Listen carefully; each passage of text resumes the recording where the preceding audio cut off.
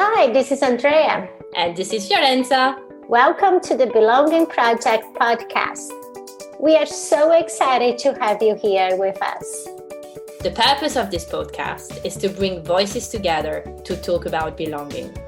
Through inspiring, real-life conversations with our guests, we learn about how belonging can show up in so many different ways, what it feels like to belong, and the impact of truly belonging.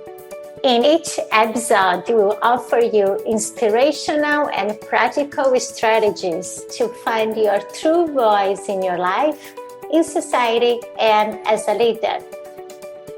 Let's dive in. So Cory Stewart with us today is a psychotherapist based in Bristol in the UK.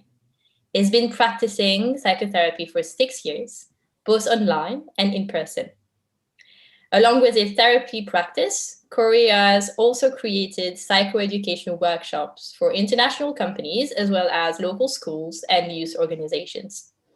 These have covered a range of areas, including race and mental health, resilience, having difficult conversations, and even sexual health.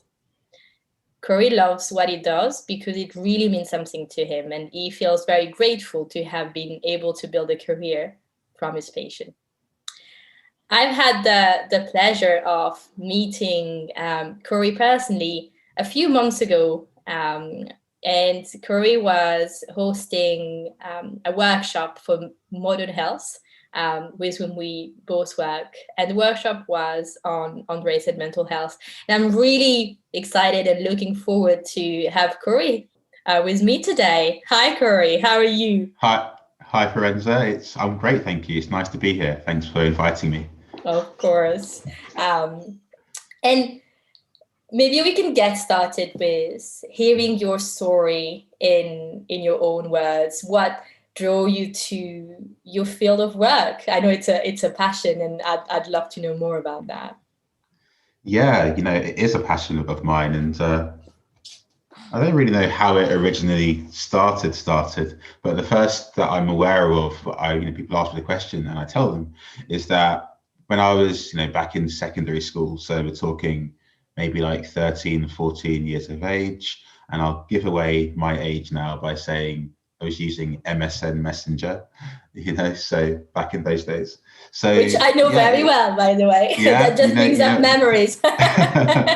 Having a little see what song you're playing on your background and a very long MSN names, etc. And so on that platform, I remember sort of speaking to a lot of my friends just about things that were going on for them, things they were struggling with. And I think that, the way I was going about it, it was to really know who the person is behind the mask that we show to the world, and I was really invested in, it doesn't really matter to me who or what you are. I just want to know the real you. And so that was always an interest of mine. At that point, it wasn't anything I was looking to do for a career. And so it was in about year 10, so 14 to 15 years of age, in our school library, there's a book on psychology. And then, that sort of connected another dot for me. And then at that point, I wasn't really sure that I wanted to be a therapist. I didn't really know anyone who was a therapist or that it was really a real job. It was the kind of thing that I saw on my American teenage TV programs, but I hadn't seen anybody actually do it before, nor had I had one before. And so, going from learning more about psychology, doing that into my A levels and at university. And then I think just over that time, I really worked out that the psychology itself at that point, in terms of testing and doing studies, wasn't really for me. And I wanted to do something that was more about working with the person. And so, it took me, I graduated in age 22 in 2009. And it took me until I was 25 to really start my counselling journey, where I started the studying towards it, like a course and a diploma. I'm actually now doing a master's at the moment. yeah, sort of starting to get that ball rolling in that direction in a real tangible way. I mean, I can talk on for more. That's amazing. Thank you so much for sharing. And also, you know, what I've heard is it's a work in progress, right? And that probably is evolving in the same way as you are evolving. Yeah. Of course. And do you have some focuses or topics that you prefer to work with? I know you have some focuses for your workshop, but is that also the case for your practice? Yes and no. So if we're talking about sort of specialisms that I will only work with, like I wouldn't say, for example, I'm like a addictions counsellor or a sort of gender counsellor or anything along that. It's all about working with the person and working with actually how they process things in their own selves. However, I think that we as therapists, we do tend to attract people who see something in us, and so my focus, I guess, has been maybe curated for me in terms of it's usually sort of late teenage to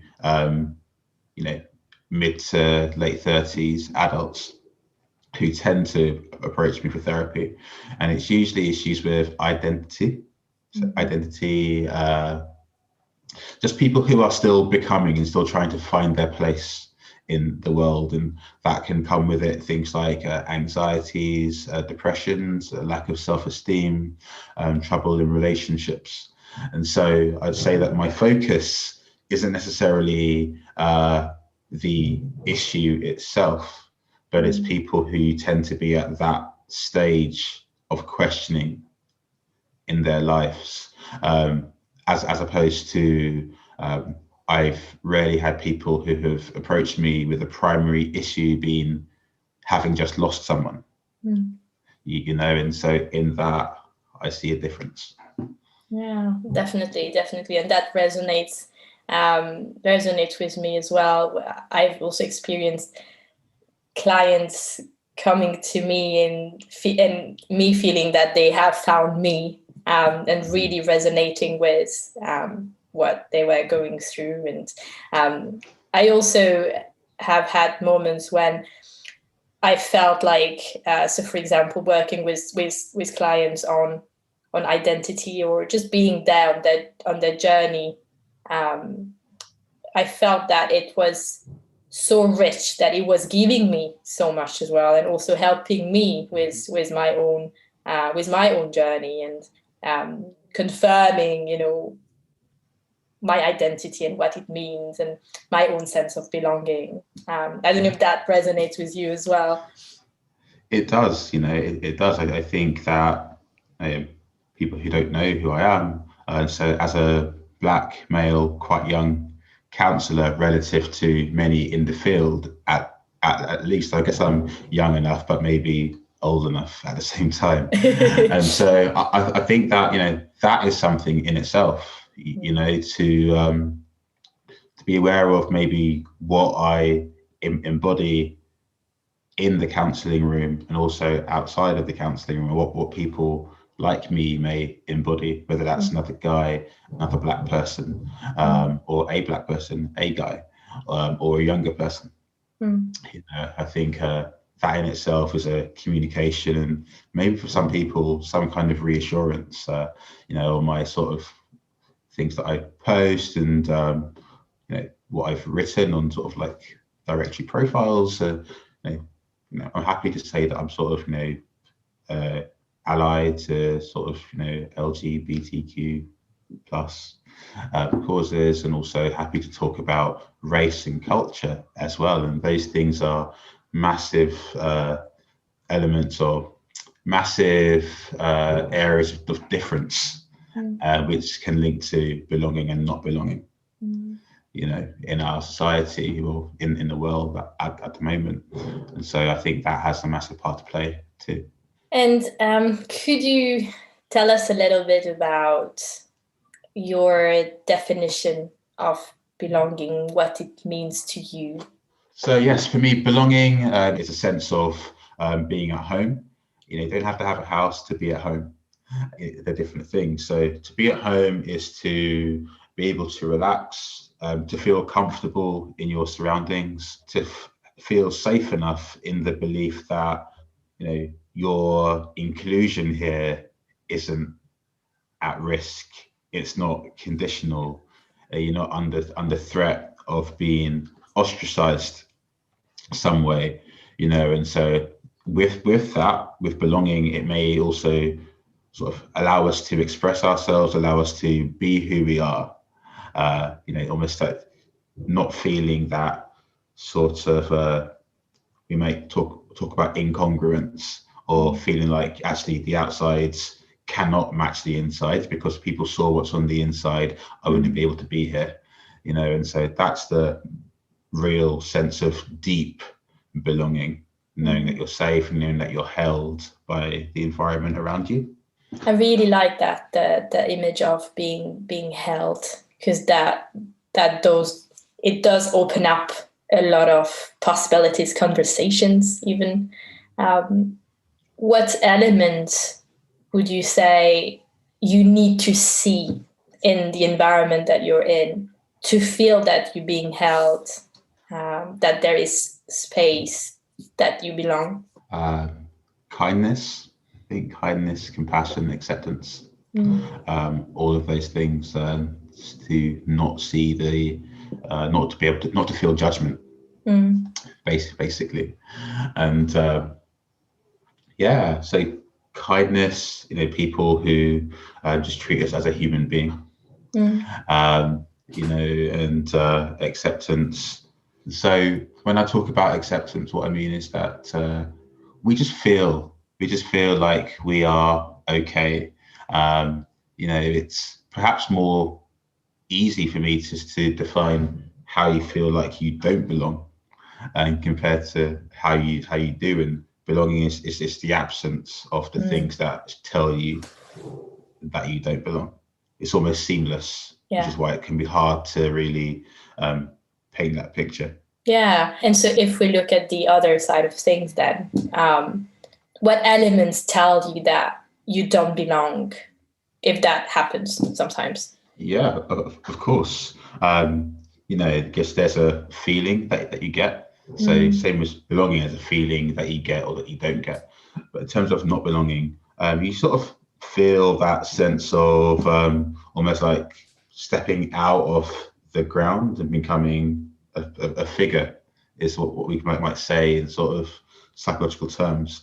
You sort of step out from the fabric of society a little bit, and that may be in sort of comparison, noticing other people's reactions to you. We often observe other people, whether that's in society, even within families. If any of us have siblings, we might observe actually a response of a parent or anybody else to that other person, and then compare that to the reactions to us. And so and also I think there's more tangible elements. I think in society, having a part in society's history, and actually what part you play in that history, or what is spoken about your part in that history, is important, or what's not spoken. For example, if I can think of almost like earlier times of not belonging, on the historical celebratory days in the UK, there are some of the times where I feel like I belong the least, and I actually just feel like keeping quiet on those days. Not because I'm against it, I'm talking like as a primary school child, I wasn't against it. I didn't really know. All I knew was that while I could fit into all of these parts, based on my knowledge of history at that time, what was told, things like World War II, I wasn't told about, the inclusion of people like me in World War II. And so when it comes to sort of VE Day, that kind of thing, and I see, the history celebrated, it suddenly looks really white, really unlike me, and I feel really unbelonging to this country, or I did. And how was it to be in primary school and feel that there were those celebrations going on and they felt so distant? Yeah, it was cold, perhaps. And, that's not that saying that people were being cold to me. It's just that I felt almost ejected from my position, as part of it. I wouldn't go as far as saying I felt rejected, but perhaps what I felt was sort of a infant sense of lacking pride. Seeing everybody sort of so proud of this day around me, and actually feeling like, but I've got no part in this, nor was I aware of any other sort of great achievements that I had to be proud of at that time in my life. And so, that, I guess I felt a little bit inferior. Actually, I think as I talk about it, the word that comes up, if I have the courage to say it, is I felt inferior. Thank you so much for sharing this story. It feels so much important to be inclusive, but not only when we reach adulthood, right? But also from early days, in the education that we get. How is history presented? What are we talking about? Who is represented? How as well? It feels so much important, and I'm a young mom. Yeah. I know you have a very young baby. Yeah, I'm a young dad. And it feels even more important, right? To have those things included in the education that our children are going to get. Yeah, I completely agree. I think we almost owe them that, and in some ways, I'd go as far as to say that it is. I'm hesitating before I say this, but almost harmful for us to not be doing that. Almost as a situation of something close to neglect. Okay, and I don't say that in the terms of the sort of social services take your child away intentional neglect, but we can neglect to give our children an understanding, and to neglect to give them information or an education that we may or may not be aware of or better them. But if we are aware of it, and I have been aware of it, then I need to ensure that I listen to that feeling and do something about it, finding the right spaces, educating myself for me and for my child and for our daughter, to not do it because it's too hard, then becomes something more willful. And I'll be failing her in my point of view if I neglected to provide her with that cultural and emotional basis to support her in her life. Yeah. And how would you say that the different moments of feelings of belonging and the moments of where you felt that you didn't belong, how would you say that has impacted your sense of identity? Well, a lot. So, primary school, that was more of a sort of a sense that I wasn't really aware of at that time, but looking back on it, I see it. And I guess the same thing for secondary school. However, in secondary school, I had gone to from Southeast London. That's where I was born and raised till I was 18, in fact. And then I went to out of town secondary school, all boys, very middle class, grammar school. And, I didn't really feel directly othered there. But actually, why is that? I don't know. Maybe people were just nice. However, what I did feel was that in the environment, in the education, in the reference points that people had, and I didn't, I felt very much like an other. And it was, I guess, at that time where fitting in, belonging is a real priority for young teenagers, as it is for many of us. I guess I made a decision to maybe try to learn how to be like everybody else, rather than bringing more of my own culture and what I knew into the society, into the environment, into the school.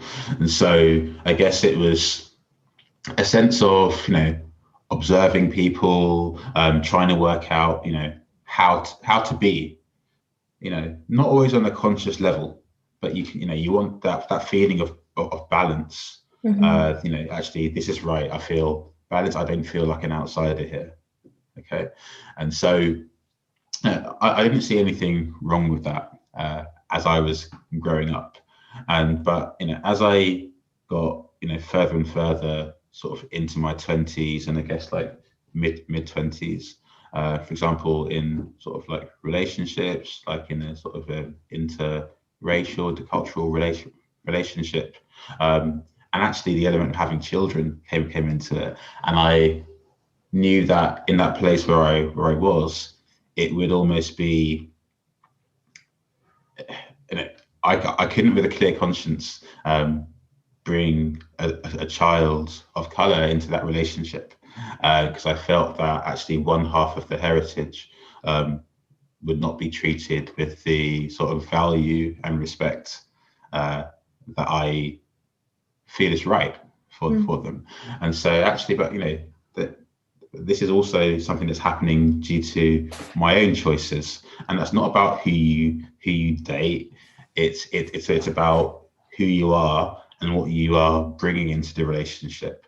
And sometimes we find that, especially for continued things, this is what we're allowing, and this is what we are allowing through not having the boundaries, not having the confidence, not having the language to articulate ourselves, not feeling empowered to do so. And so I think that from my mid-20s, I've really sort of settled in myself more, feeling empowered in myself, feeling like actually I not only now value my culture, and actually because things aren't written in sort of academic looking books, it doesn't mean that these are not important or more important bodies of work or information or stories. And so I've really sort of settled into myself, and I now have a real thirst to just to learn more and more and more about my cultural background, my cultural history, and it's just like stepping into a new world, but it's a world that I definitely did not see or did not care to see for a large part of my time growing up. So there's been a turning point, almost a shift. Would you say with the relationship you have with your own cultural heritage? Yeah, there has been a turning point. Actually, a lot of that turning point was having therapy. Really, I'm not trying to plug having therapy. I think it's a good idea. However, for me, it was a place to really sort of bring into full consciousness what I privately knew, and to sort of try to redress that balance between what I know and sort of endorse or walk towards, and what I know and keep sort of quashed down, keep diminished inside me. And so that was a real big turning point. I think it's also perhaps helped by, when I look at this next generation of younger people coming through, they're very vocal about things, much more than my generation was on a wide scale.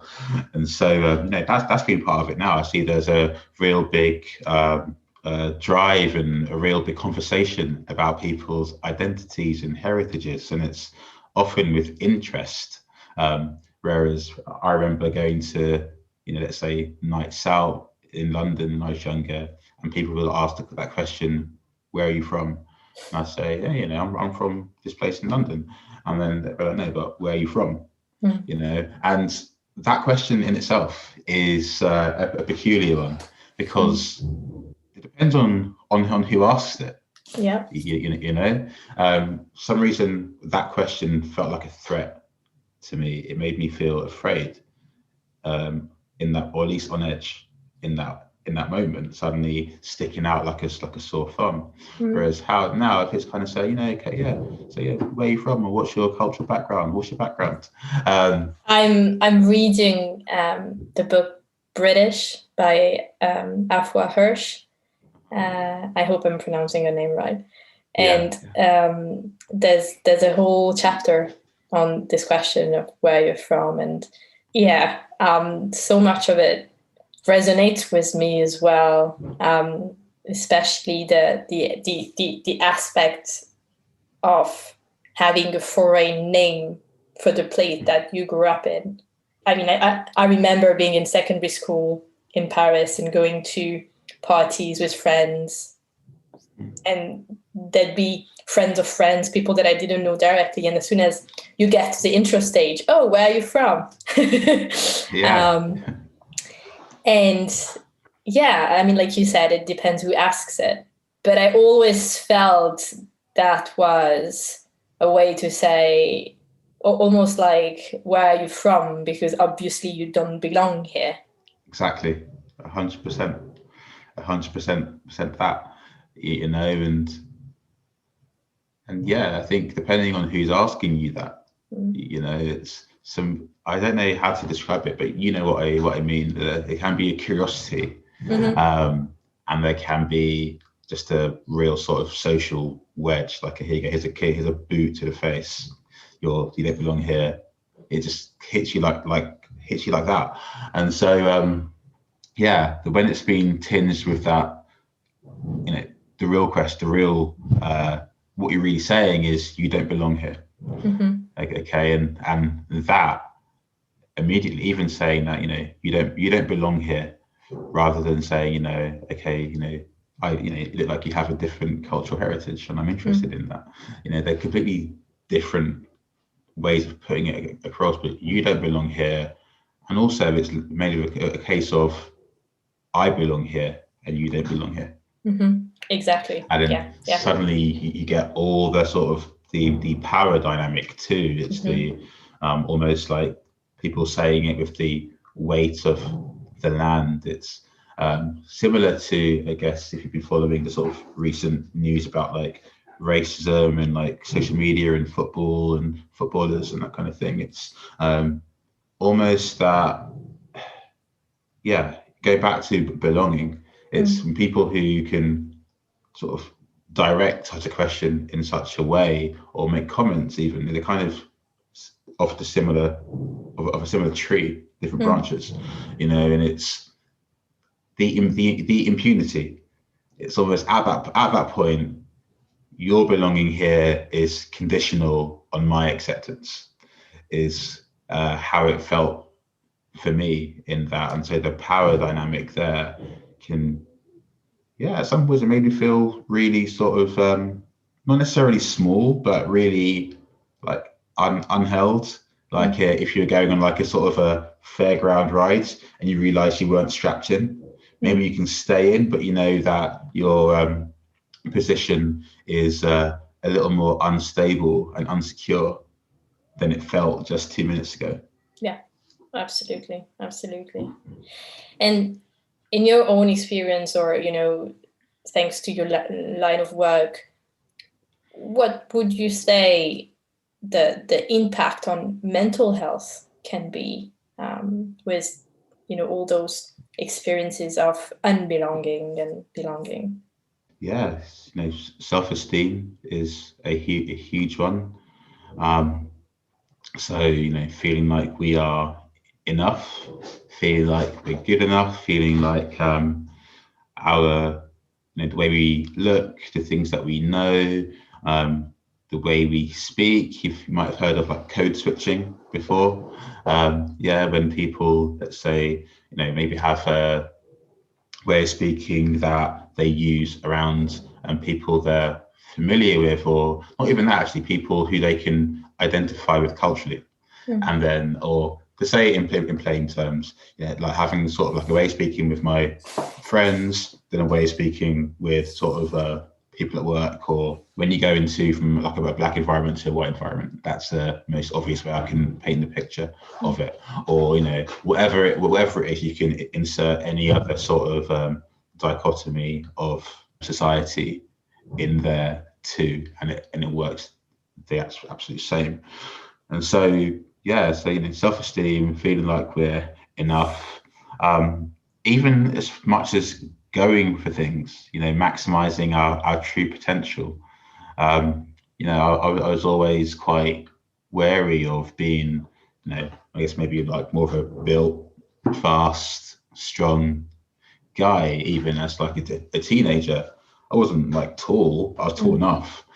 And actually, the stereotypes that go along with that, almost that by being powerful, I was fulfilling a stereotype which has become tinged with, almost turn into a negative, to be good at sports. Because, for a black person, especially for a black male person, I guess the other side to that is actually, you're powerful in your body, but somehow deficient in your intellect or in your mind, and or there's a sense of being perceived as a threat, which is a very, very common one that we get. It's kind of like, being like big, strong, and dumb, also being somehow intelligent enough to be dangerous.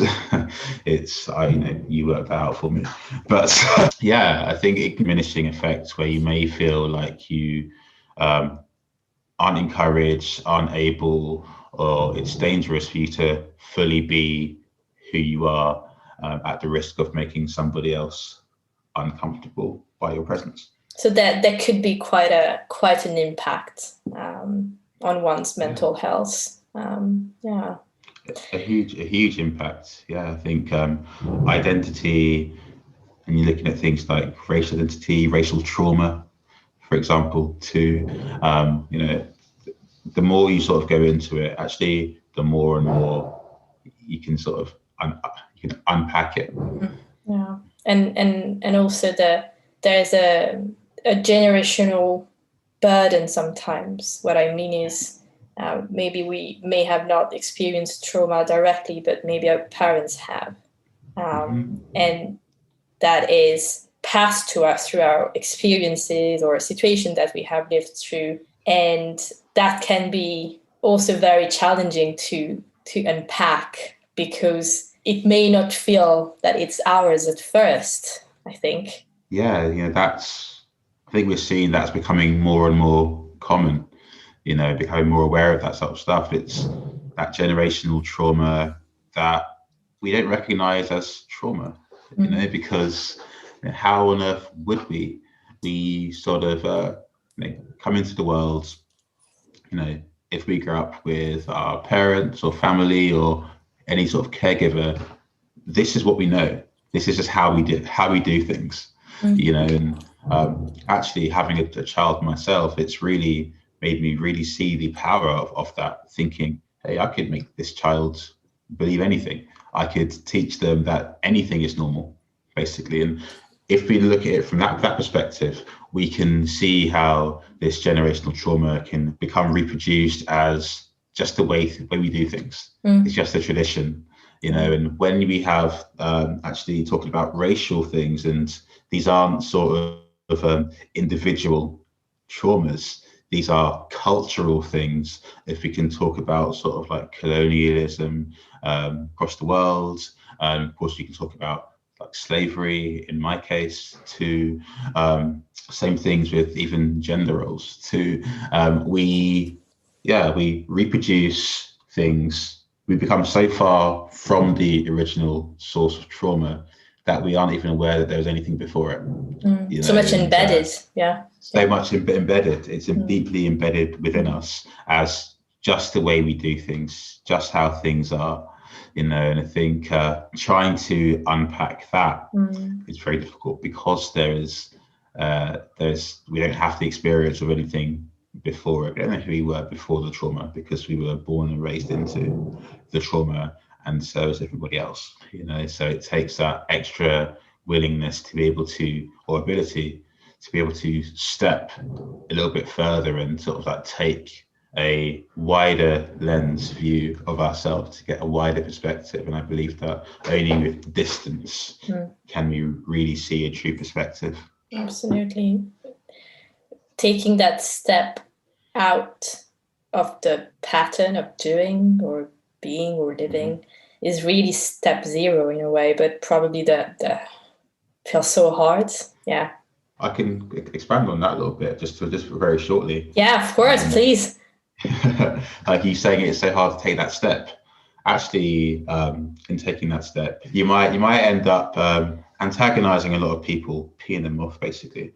You know, because you're taking that step, they may not be taking that step. They may see you're stepping out as stepping out against them. You know, even your attempts to heal may be met with accusations of being a disruption, or, you know, sort of going against the culture and going against what people have done for you, being ungrateful. All of these things may be sort of brought, or maybe sort of like fired at you as accusations and as blame. And so the easier thing to do in many cases is to just let it carry on.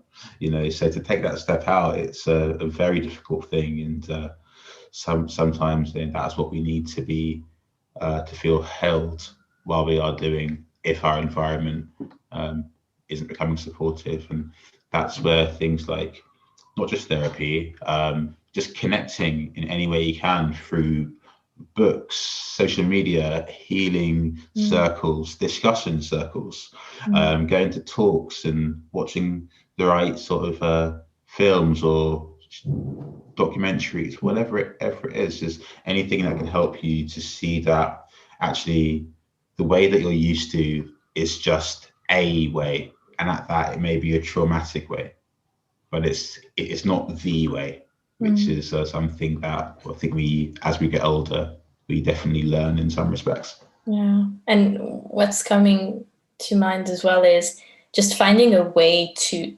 connect, so that we see that we're not alone.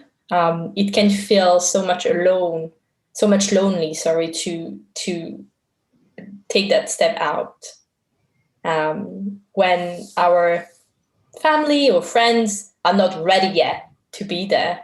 It can be quite lonely. So having peer-to-peer support groups or therapy, or just connecting on social media, or even reading a book, right? You're like, I can relate with what the author is writing about, so I'm not alone. That can be so powerful as well. I agree. Yeah. Right. Before we wrap it up, we have 3 quick questions that I'm gonna just fire off, and then just answer with what comes first to mind. So here we go. The first one is, in a few words only, belonging for me is feeling a sense of home. I really like that connection with the home that you expanded on before. Second one is the best advice that I've received that I'd like to share with others is?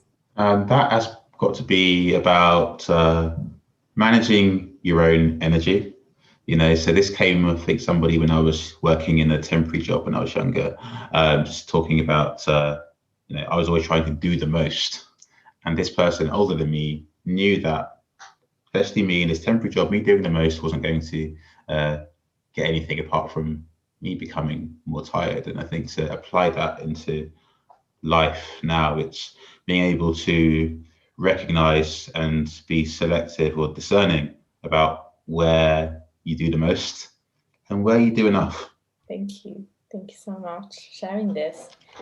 And the last one, the world would be a better place if the world would be a better place if everybody could really take the time to see each other, not what we project to the world, but actually what's going on, our emotional selves that exists underneath. Thank you so much, Cory. This has been such a rich conversation. Really loved exchanging with you on all these very important topics. And so thank you so much for being here with me today. Thank you, Fiorenza. It's been a pleasure to be here. So thank you for inviting me. Thank you for listening to the Belonging Project podcast. We hope you enjoy our deep dive into belonging and listening amazing stories from our guests. We'd love you to share about the Belonging Project with your friends and colleagues. And also, we'd be delighted to connect on LinkedIn and share more about our experiences. Thank you again, and stay tuned for the next episode.